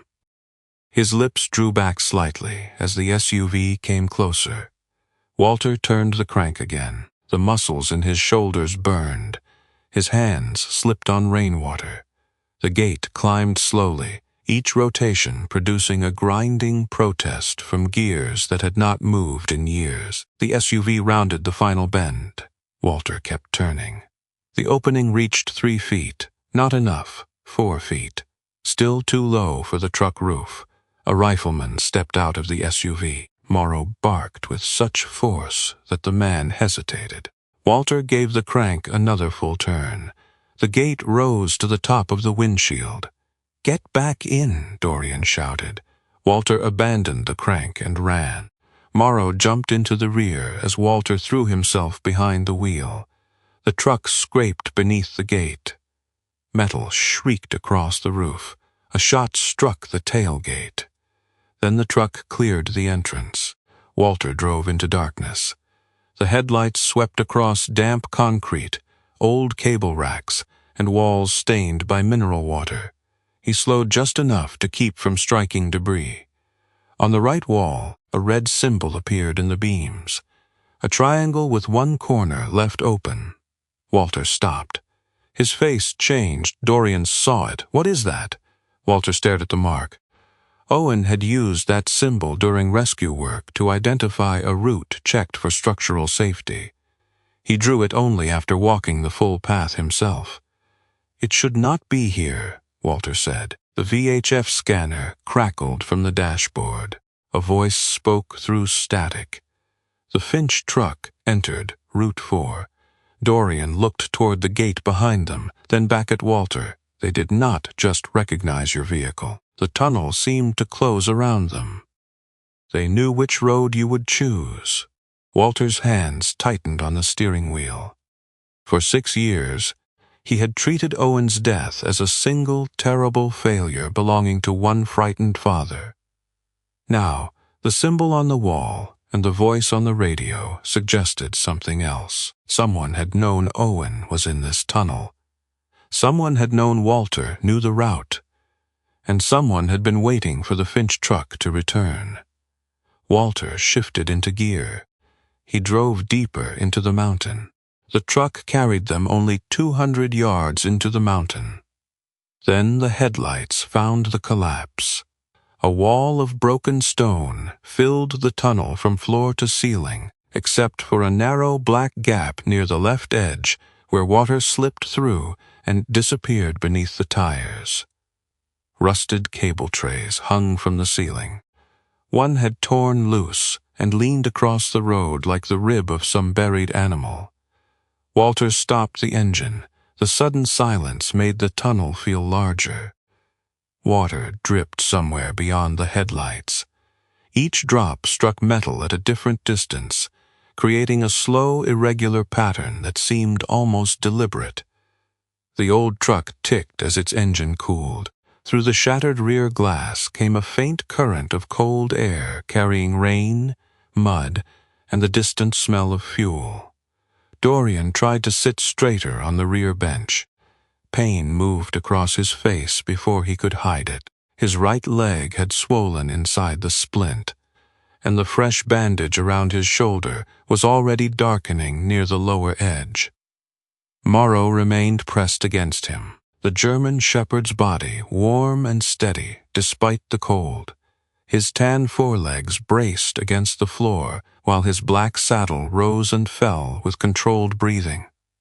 Walter looked at the rockfall. We cannot drive through that. Dorian followed the beam of the headlights. Can we go around? There used to be a maintenance passage on the eastern side. Used to. Walter opened his door. That is the best answer I have. He climbed down and retrieved a flat steel maintenance sled from the wall beside the collapsed section. The sled had been designed for moving pumps and tools through narrow corridors. Rust covered its edges, but the base remained solid. Walter dragged it beside the truck. Dorian looked at the sled, then at Walter. You are not pulling me through a mile of tunnel. Walter unfolded the recovery straps. You are welcome to walk. Dorian tried to shift his right foot. The leg answered with a sharp tremor. He stopped. Walter did not smile. Together, they moved Dorian from the rear bench to the sled. Morrow jumped down first and positioned himself near Dorian's injured side. Walter used the drag sheet from the ravine as padding, then secured Dorian's torso and splinted leg with broad straps. He did not tighten them across the shoulder wound. Dorian noticed. You remembered. I remember how to keep a load from shifting. I am glad to be classified correctly. Walter glanced at him. The humor was dry, but it was the first sign that Dorian had enough strength left to spend some of it pretending not to be afraid. Walter clipped one recovery line to the front of the sled and threaded it through a padded harness around Morrow's chest. The dog watched his hands closely, recognizing the difference between restraint and work. You trained him to pull? Short loads, Dorian said. Equipment, not people over distance. Morrow looked back at Dorian. Dorian touched the side of his neck. Easy forward. Morrow leaned into the harness. The sled moved. Walter took the rear handles and pushed, guiding it away from the truck and into the narrow maintenance passage along the rockfall. The tunnel swallowed the headlights behind them. Walter carried Owen's flashlight in one hand. Its beam moved over old pipe brackets, damp walls, and faded safety numbers painted in white. Morrow pulled at a measured pace. His nails clicked softly on the concrete before reaching packed dirt. The passage narrowed. In places, Walter had to turn sideways to keep the sled from catching against the wall. Dorian used his good hand to push loose cables aside and prevent the injured leg from striking the rough edges. The cold settled deeper as they moved. Walter could smell old water, mineral dust, rotting timber, and something faint beneath it all. Machine oil, not fresh. The kind that remained in leather and cloth long after every moving part had stopped. Morrow smelled it too. He slowed near a wall lined with vertical wooden boards. The boards appeared ordinary, just part of an old support partition built to protect a ventilation shaft. Morrow stopped. He pressed his nose against a gap between two planks and inhaled deeply. Then he turned toward Walter. Walter tugged the lead. "Come on." Morrow did not move. He returned his nose to the same gap. Dorian watched from the sled. "He has something. We have men behind us. He knows that, too." Walter raised the flashlight. The boards were older than the surrounding supports. Several nails had been driven at different angles, as if the wall had been opened and closed more than once. Morrow touched the wood with one paw. Not scratching, indicating. Walter set down the rear handles. He wedged the flat edge of a rescue bar beneath one board and pulled. The nail resisted, then released with a dry scream. Behind the plank was darkness. Cold air moved through the opening. Walter removed a second board. The flashlight revealed a narrow inspection cavity between the wall and an abandoned ventilation duct. Something rested inside, a leather tool bag. The surface was dark with age, one corner powdered with pale mold. A cracked brass buckle hung loose across the front. Walter stopped breathing. He knew the bag, not from the shape alone. The carrying strap had once torn near the buckle. Walter had repaired it with two parallel rows of heavy waxed thread, because Owen had refused to replace anything that could still be fixed. The stitches remained, uneven at the last inch where Owen had distracted him by asking whether a person could inherit stubbornness from both parents. Walter reached into the cavity. His hand hovered over the leather. Morrow stood beside him, silent. Walter lifted the bag out. It was heavier than an empty tool case should have been. Dorian's eyes sharpened. "His?" Walter nodded once. He lowered the bag to the floor. The buckle opened after 2 attempts. Inside, no single paper accused Everett Crane by name. The absence felt deliberate. Owen had not left behind a convenient confession or a complete case tied with string. He had left pieces. A stack of photographs wrapped in wax paper showed freight trucks entering the maintenance tunnel at night. Their headlights had been covered along the upper edges. Several carried no company logos, but the license plates were visible. A small notebook listed dates, times, plate numbers, and short comments written in Owen's compact block lettering. 2 loads after midnight. Blasting caps transferred without county inspector. West drainage pipe running yellow. Rusk present. A folded survey map showed the mine and surrounding watershed. 2 locations had been circled in red. One was deep inside Route 4. The other lay near the creek supplying several farms south of Cedar Hollow. A sealed glass vial contained cloudy water with a brown sediment at the bottom. Beneath it rested an old digital recorder wrapped in cloth. The final item was a single sheet of paper. Walter unfolded it. The message had been written in pencil. "If something happens, do not give this to the county sheriff's office." Walter read it twice. His first reaction was anger, not at Owen, at himself. His son had feared someone in local law enforcement, and Walter had spent 6 years believing the boy died because he drove too fast on a wet road after an argument. Dorian extended his hand. Walter gave him the notebook. Dorian studied 3 pages. The plate numbers may match payments Amos copied. Walter looked at him. "You saw the files. only part of the index before the extraction. Shell companies, equipment leases, vehicle reimbursements. You think this connects them? I think Owen saw the physical movement. Amos saw the money. Walter looked toward the darkness behind them. Then we take what we can carry. A metal impact echoed through the tunnel.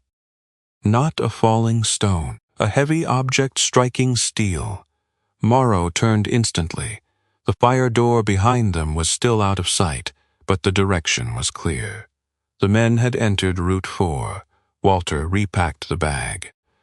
His hands moved quickly until he reached the recorder. He hesitated. The machine was small enough to fit in his palm.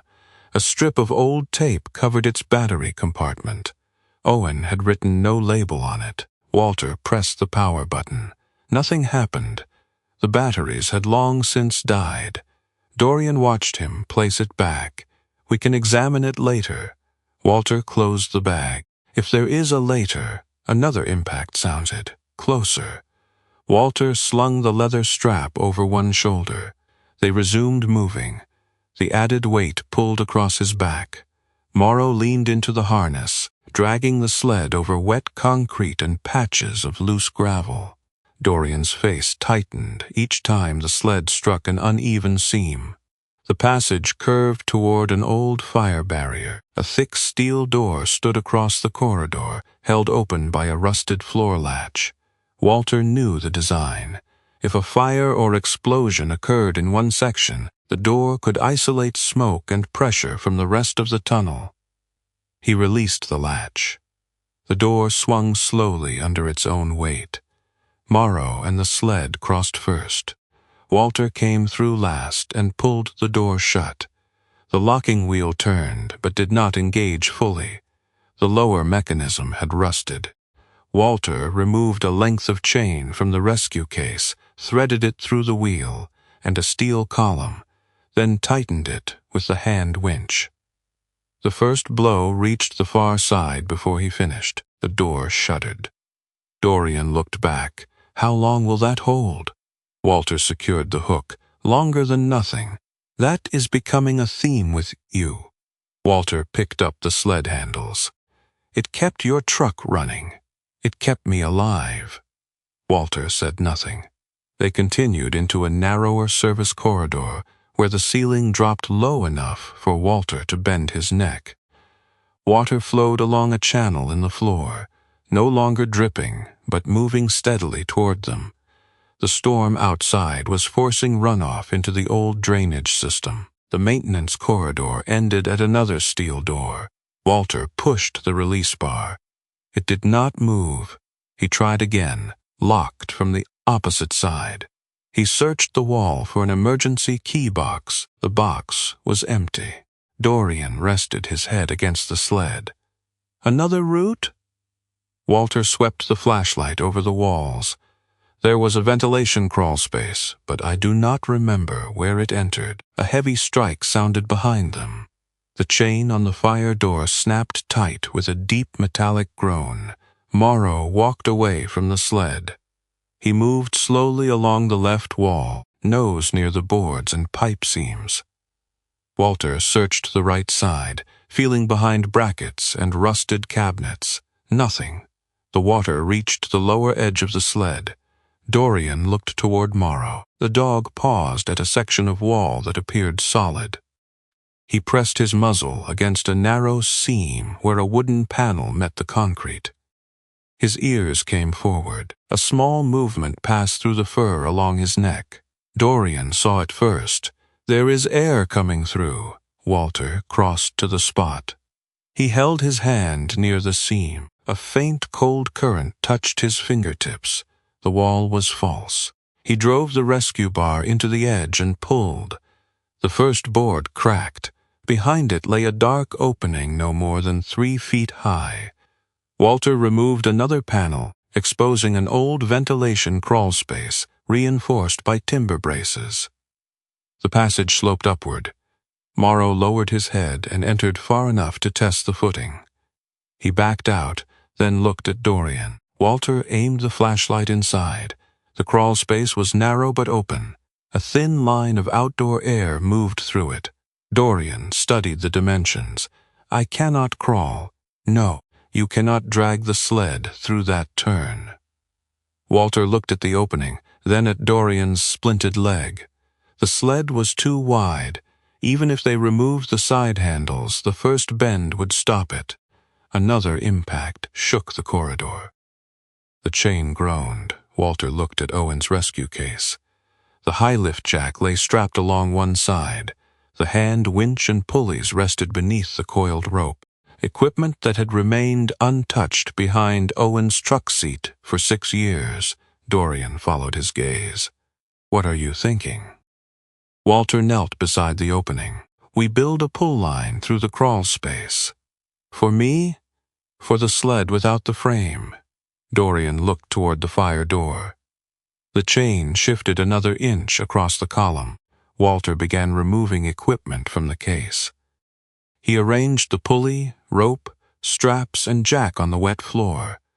The tools no longer looked like objects from a dead man's truck. They looked like decisions. Morrow stood at the mouth of the crawl space, watching Walter work. Behind them, the steel door took another blow. This time, one link in the chain began to open. Walter worked on his knees in the rising water. He removed the side rails from the maintenance sled and replaced them with 2 broad recovery straps crossed beneath Dorian's back and hips. The splinted right leg remained secured in a straight line, while the wounded left shoulder was left free of pressure. The ventilation passage was barely wide enough for a man to enter on one side.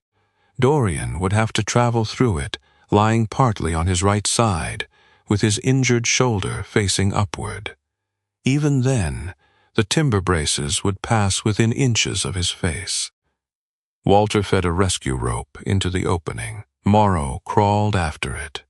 The 7-year-old German shepherd lowered his body until his black saddle nearly brushed the ceiling. His amber-brown eyes remained fixed ahead while his nose tested the damp air.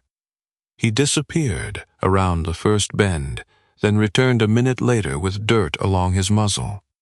Dorian watched him, open at the far end. Morrow could not answer, but his calm return told Dorian the route was not immediately blocked. Walter tied the rope to the dog's working harness. "Take it through." Dorian touched Morrow's neck. "Forward. Easy." Morrow entered again, carrying the line into the darkness. Walter let the rope slide through his gloved hands until the slack stopped moving. Then he heard Morrow's nails scrape against rock somewhere beyond the bend.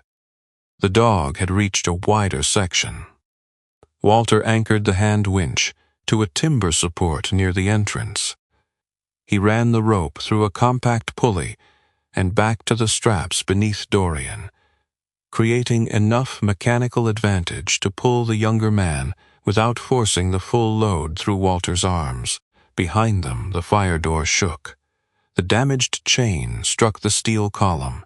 The sound traveled through the corridor like a hammer inside a bell. Walter's fingers stopped. Another blow followed, metal against metal. 3 hard impacts. A pause. Then 3 more. The tunnel disappeared. Walter was standing on the mountain road 6 years earlier. Rain covered the windshield of Owen's overturned truck. One headlight still burned beneath the ravine, throwing a pale beam across wet stones. Walter held the recovery hook in his right hand. From inside the wreck came 3 knocks. Silence. 3 more. His son was alive. Walter had known it. The earth beneath the vehicle shifted. A handful of stones rolled into the darkness. Walter imagined the entire slope collapsing if he descended. He told himself to wait for May. He told himself the trained team was already coming. He told himself a frightened father would only create another victim. Every explanation contained enough truth to survive afterward. None of them had moved his feet. The fire door shook again. Walter could no longer feel the rope in his hands. His breathing became shallow and fast. The edges of his vision darkened. His wrists tingled, then went numb. "Walter." Dorian's voice came from somewhere far away. Walter did not look at him. "Walter, this is not that road." The old man stared at the chain as it jerked against the column. He heard Owen's knocking, not the men behind the door. Owen, waiting. Dorian tried to lift himself, but the movement twisted his injured leg. He dropped back against the straps. "Look at me." Walter could not. Morrow appeared from the ventilation opening. The dog had left the rope anchored farther inside and returned without command. He walked directly to Walter. Morrow did not bark. He did not seize Walter's sleeve or pull toward the passage. He pushed his head beneath Walter's hanging hand and held it there. Warm fur pressed against the old man's palm. Walter looked down. Morrow's ears were slightly lowered, but his body remained steady. He was not frightened by Walter's weakness. He was simply waiting for Walter to return to the moment. Dorian's voice softened. "He used to do that when I lost track of where I was." Walter swallowed. "During combat." After. Walter's fingers moved against the fur. Dorian continued. "He does not ask whether the danger is real. He reminds me which danger is here." Another blow struck the door. Walter felt Morrow breathe beneath his hand. The corridor returned. Water around his knees, rope beside his boot, Dorian alive on the floor, a task unfinished. Walter drew one full breath, then another. "All right," he whispered. Morrow backed away. Walter tested the anchor and took hold of the winch handle. He tightened the line until the straps supported Dorian's weight. "This will hurt." Dorian adjusted his right arm beneath his chest. "It already does." Walter turned the handle. The rope drew tight. Dorian moved into the opening several inches at a time. His right shoulder passed first. Walter guided the splinted leg, preventing the boot from catching on the lower frame. The first bend stopped them. Dorian's hip pressed against one timber brace while his wounded shoulder came dangerously close to the opposite wall. "Rotate toward me," Walter said. "There is no room. There is enough if you exhale." Dorian let out his breath and shifted. Walter pulled the lower strap while turning the winch one notch. Dorian slipped past the brace. The rough wood tore the back of his shirt but missed the wound. Morrow waited beyond the bend, visible only as a dark shape in Walter's flashlight beam. Each time Dorian moved, the dog stepped backward, keeping the rope clear of the supports. The chain behind them gave a sharp crack. One link broke. The fire door opened half an inch before the remaining chain caught. Voices carried through the gap. Walter recognized Wade's calm tone. "Keep pressure on it." A second man answered from farther back. "The lower latch is still engaged. Then cut around it." Walter looked toward the base of the door. A secondary drop bolt remained partially raised in its housing. The old fire system had once used it to lock the barrier automatically during an explosion. If Walter released it now, the heavy steel bolt would fall into a floor socket. It would not trap or crush anyone. It would only force the men to cut through a second layer of steel. Walter tied off the winch. He crossed the flooded corridor, reached behind the mechanism, and found the corroded release cable. It did not move. He wrapped a short chain around it and connected the high-lift jack horizontally between the cable and a wall bracket. Dorian watched from halfway inside the crawl space. "What are you doing?" "Buying minutes." Walter worked the jack handle. The cable stretched. The metal housing groaned. On the third stroke, the release snapped free. The drop bolt slammed into the floor socket. The fire door settled into its mechanical lock. A man on the other side cursed. Walter wrapped the remaining chain around the locking wheel and cinched it tight. The door would fail eventually. Everything did. But not yet. He returned to the winch. Dorian had begun to shiver. His face had turned gray beneath the tunnel dirt. Walter pulled faster without losing control. The passage climbed gradually.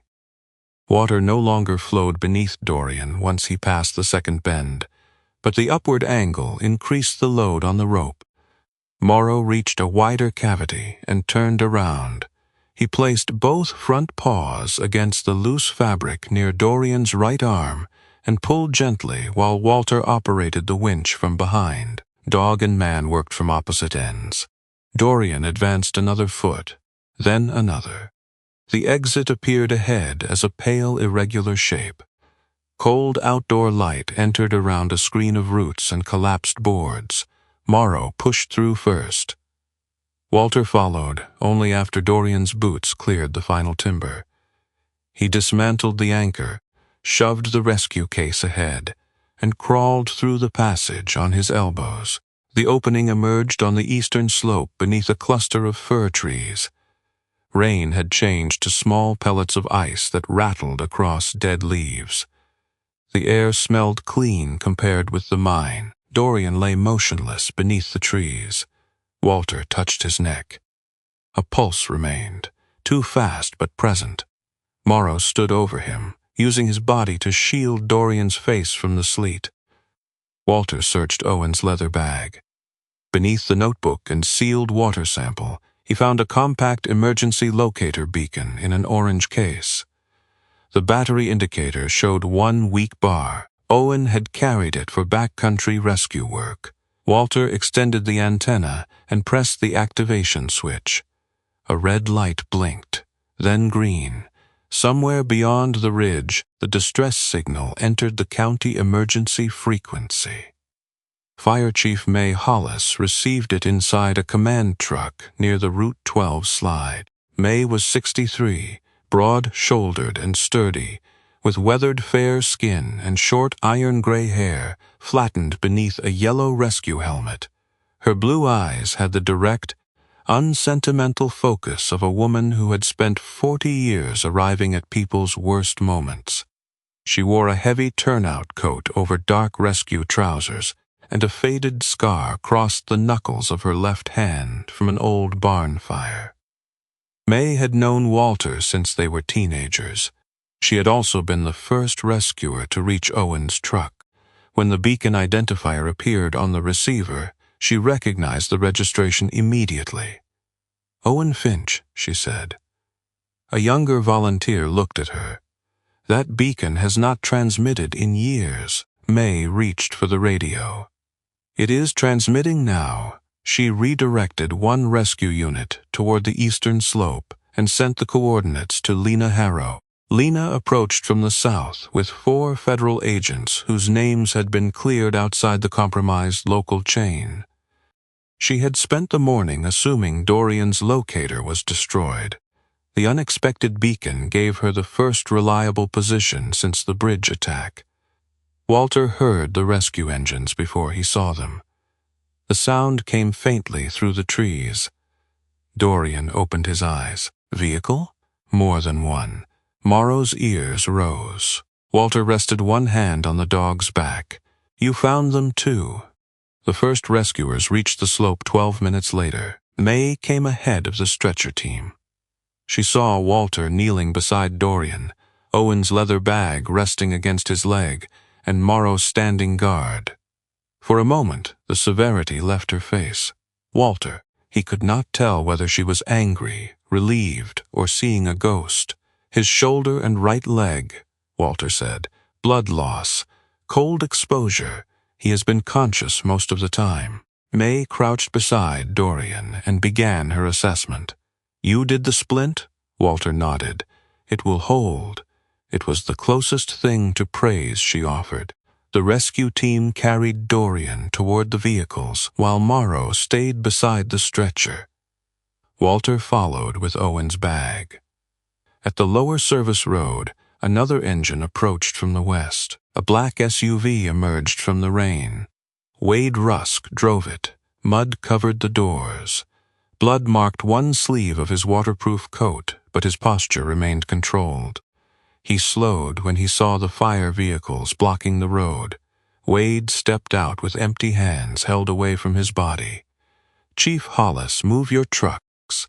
There are armed suspects inside the tunnel." May stood in the center of the road. Wade's pale jaw scar pulled as he spoke. "I am coordinating site security." May looked at his coat, his empty belt, and the pistol partly visible beneath the open front. "You are not coordinating anything. I served this county for 14 years. You were removed from service. That does not erase what people here know about me." "No," May said. "It does not." Lena's agents moved into position behind the fire trucks. Wade's eyes shifted. May did not. "You no longer wear a badge," she said. "I am still responsible for every person alive in this valley." Wade reached neither for his weapon nor the SUV. He understood the geometry of the road. Minutes later, one of the injured men recovered near the western tunnel entrance identified Wade as the person directing the pursuit. The agents placed Wade in restraints. Everett Crane remained beyond reach. By evening, he appeared on local television from the polished conference room at Crane Mineral and Timber. His silver hair was neatly combed, his navy suit immaculate.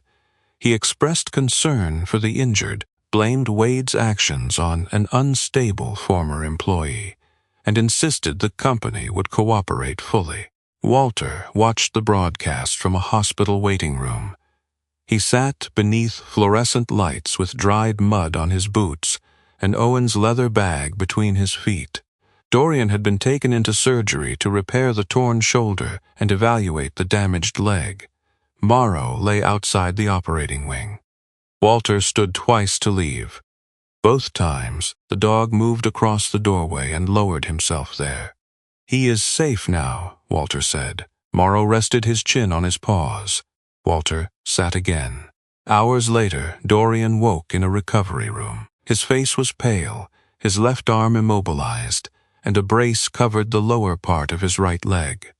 Morrow stood beside the bed, with both front paws planted near the rail. Dorian saw Walter in the chair. "You are still here?" Walter looked at Morrow. "The dog would not let me leave." Dorian's mouth moved in a tired approximation of a smile. He usually chooses the right people to bother. A quiet laugh escaped Walter before he could stop it. Lena entered carrying Owen's leather bag.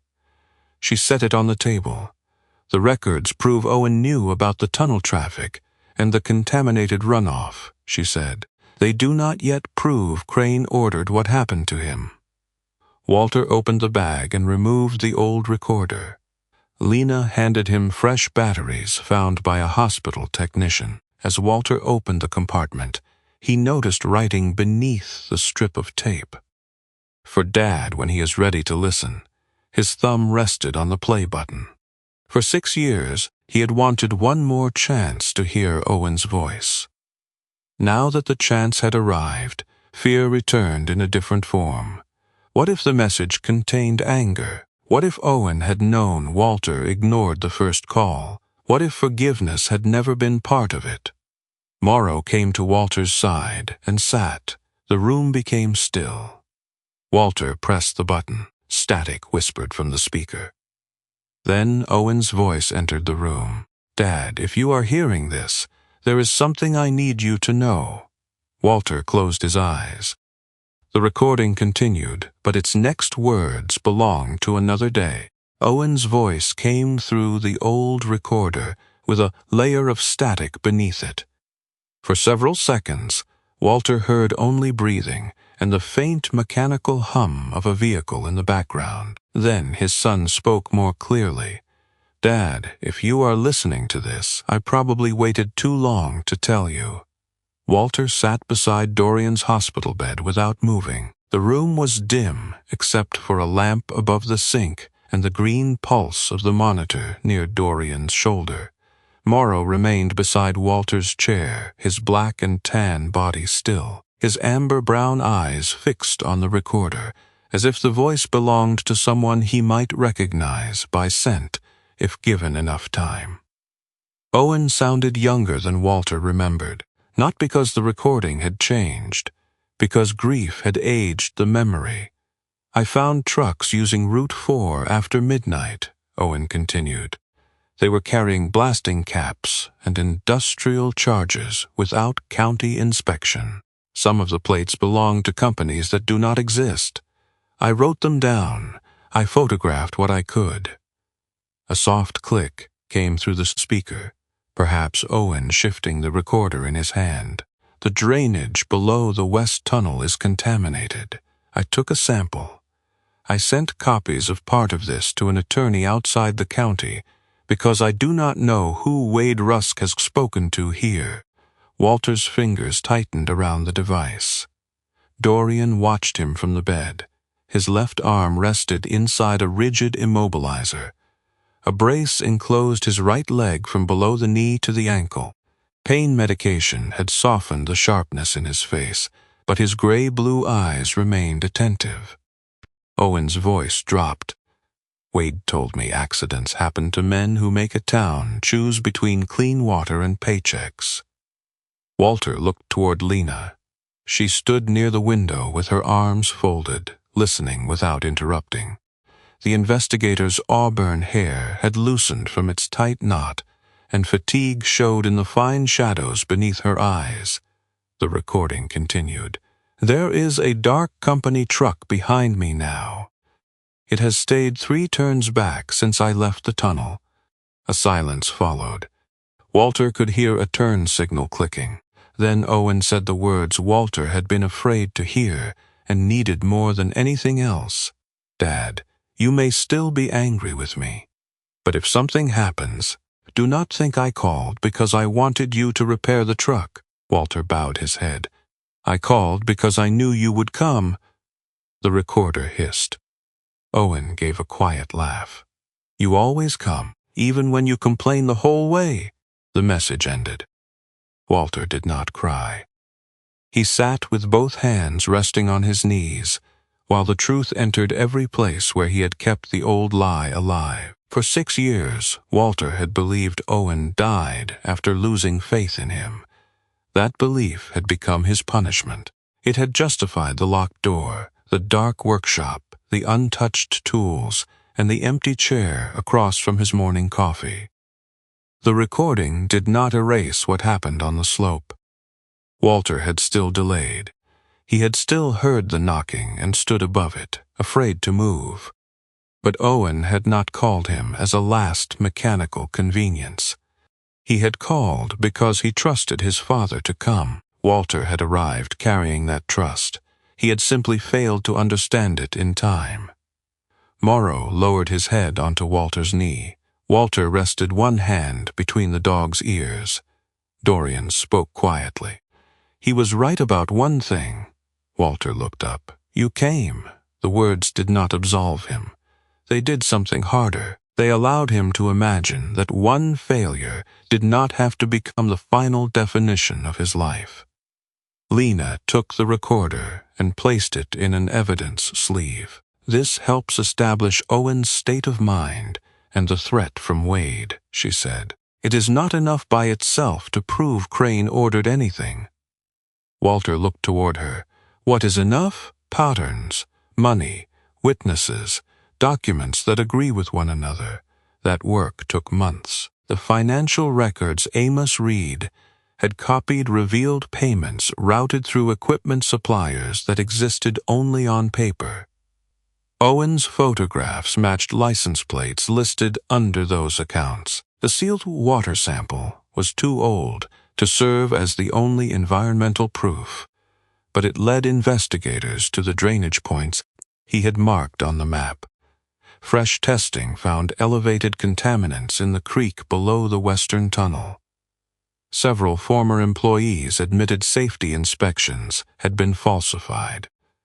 One man from Wade's group accepted a cooperation agreement and described the pursuit at the bridge. Another revealed where the mining company stored explosives outside the permitted inventory system. Traffic cameras along the county road showed a Crane security truck following Owen on the night he died. No single piece solved the case. Together, they formed a shape difficult to dismiss. Everett Crane continued appearing at charity dinners and local meetings, while his attorneys called the investigation politically motivated. At 55, Crane still looked reassuring on television. His silver hair remained perfectly arranged, his voice calm, his dark suits chosen to suggest responsibility rather than wealth. Many people in Cedar Hollow wanted him punished. Others wanted the investigation to disappear. Crane Mineral and Timber employed brothers, grandchildren, widows, and men too old to begin new careers. It paid property taxes that helped keep the county clinic open. It had bought heating oil for families during 2 difficult winters. When federal agents arrested Crane in early spring, a crowd gathered outside the company office. Some people applauded. Others stood silently, calculating what justice might cost them. The town council began debating what could replace the mine if operations closed. Proposals included land restoration, water testing, forestry work, and a technical training program for younger residents. Nothing moved quickly. Nothing arrived without disagreement. Amos Reed attended one public meeting. He appeared smaller than Walter remembered, his gray hair thinner and his shoulders bent beneath a brown coat. Several families whose wells had been affected sat in the front row. Amos did not ask them to forgive him.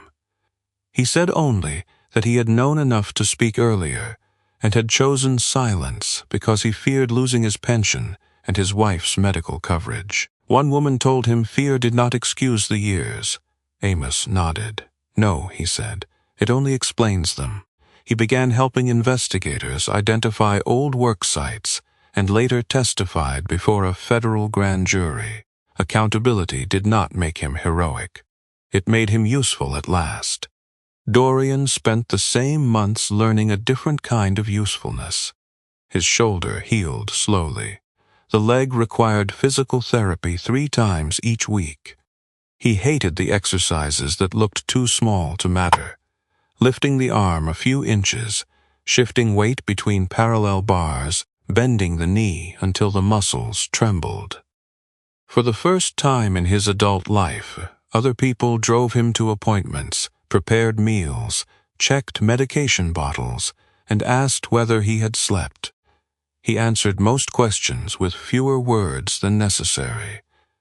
Morrow recognized the signs before anyone else. Whenever Dorian reached for the phone to cancel therapy, the German shepherd approached and rested his heavy head across Dorian's knee. The first time, Dorian tried to move him. Morrow increased the weight. "You are manipulative," Dorian said. The dog closed his eyes. Dorian went to therapy. Slowly, he understood the lesson the ravine had begun. Being useful was not the same as being invulnerable. A man did not lose his value when someone else carried part of his weight. Walter returned to the workshop before Dorian could walk without a cane. He did not repaint the sign. He did not announce a reopening. He removed the steel lock from the front door and placed it in a drawer. Then he swept 6 years of dust from the lift, cleaned the tool cabinets, and repaired the overhead lights one fixture at a time. Owen's rescue equipment went into a glass-fronted cabinet near the workbench. Walter cleaned every item before placing it inside. The high-lift jack, the recovery straps, the hand winch, the old yellow helmet. He did not arrange them as relics. He arranged them as tools that had finally completed the work for which they had been carried. 3 days later, June Bellamy returned. Her silver hair curled neatly beneath a knitted cap, and the oxygen tube beneath her nose had fogged slightly in the cold. She stood outside beside the generator, with both hands on its frame. Walter saw her through the window. He remained behind the door for nearly a minute. June knocked. "I replaced the fuse." Walter said nothing. It was not the fuse. He opened the door 6 inches. June looked at the gap, then at him. "I assume this is progress. Leave it." "You intend to repair it?" Walter glanced at the oxygen cylinder in her car. "I said leave it." June smiled very slightly. That sounded almost like yes. Walter closed the door before she could enjoy the victory further. He repaired the generator that evening. The fuel system had varnished, and the starter spring was cracked. He replaced both, tested the output under load, and changed the oil. The next morning, he loaded the machine into Owen's truck and drove to June's house. Her home stood on a low hill beyond town, a pale green structure, with a ramp leading to the porch and wind chimes made from old silverware. Walter installed the generator beneath a weather cover, checked the transfer switch, and positioned 2 sealed fuel containers where June could reach them without lifting. She watched him finish. "How much?"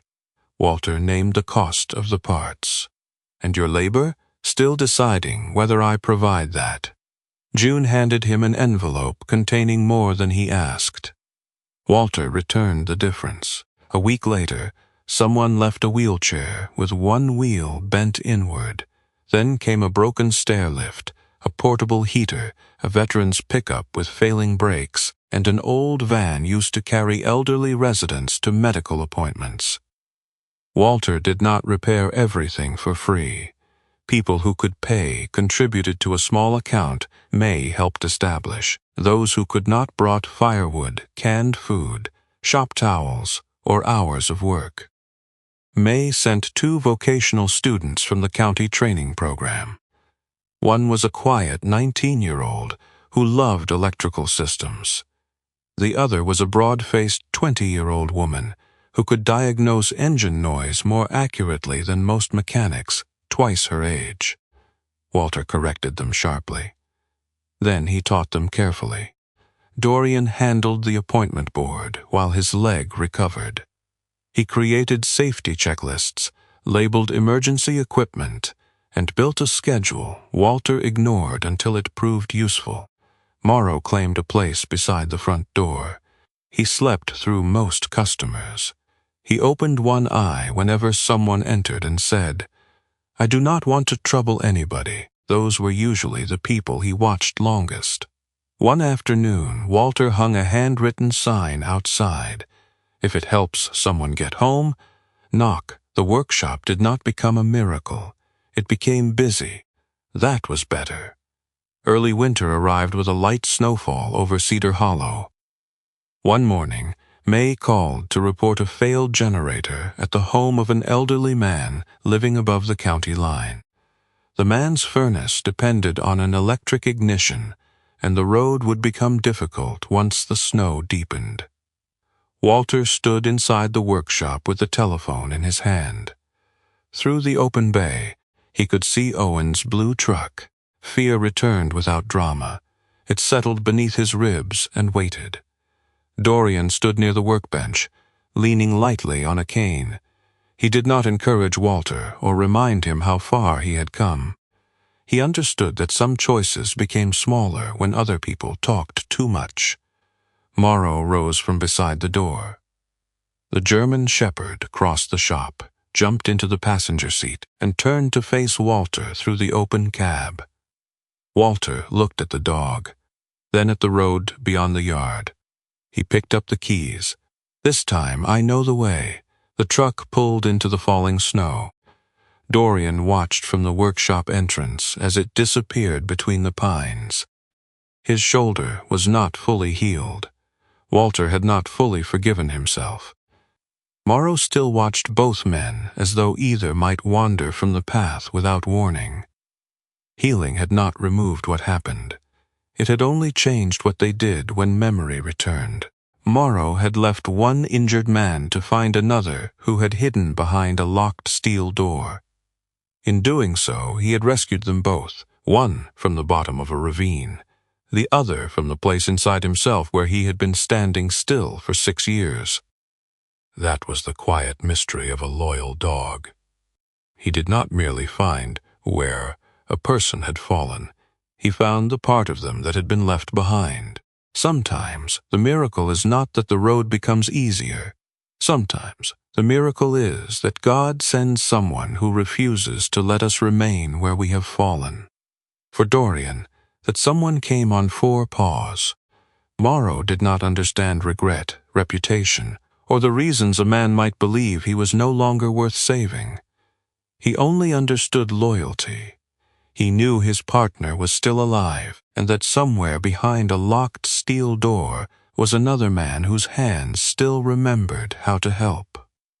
Walter believed one terrible moment had defined the rest of his life. He thought his hesitation had taken away his right to be useful, trusted, or needed again. Yet God did not erase Walter's past.